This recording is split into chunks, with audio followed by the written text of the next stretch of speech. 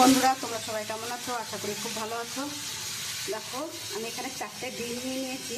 আমি পেঁয়াজ দিয়ে আমি ডিমটা কালিয়া মতন করবো। কীভাবে করবো শেষ পর্যন্ত ভিডিওটা দেখতে থাকো। আমি ডিমটা নুন হলুদ দিয়ে মাখিয়ে নিয়েছি।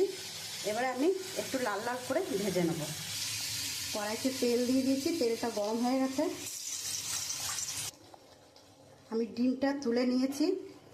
আমি জিরে, তেজপাতা আর গোটা গরম মশলা দিয়ে দিচ্ছি।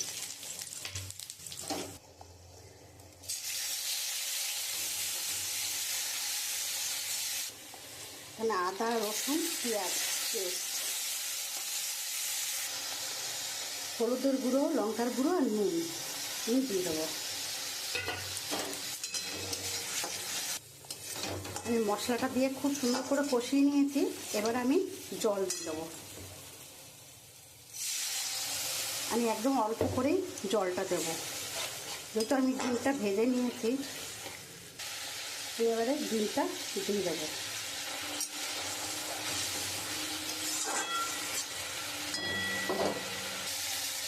দেখো, আমার ডিমের কালিয়া মতন হয়ে গেছে। এবার আমি একটু ধনে পাতা দিয়ে দেবো। যেহেতু গরম মশলা দেবো না, আমি গোটা গরম মশলা ফোড়নে দিয়ে দিয়েছি। আমি এবারে নামিয়ে দেবো। দেখো বন্ধুরা, আমার ডিমের কালিয়া হয়ে গেছে। আমার যদি এই রান্নাটা তোমাদের ভালো লাগে তাহলে একটা লাইক, কমেন্ট, শেয়ার করে দিও।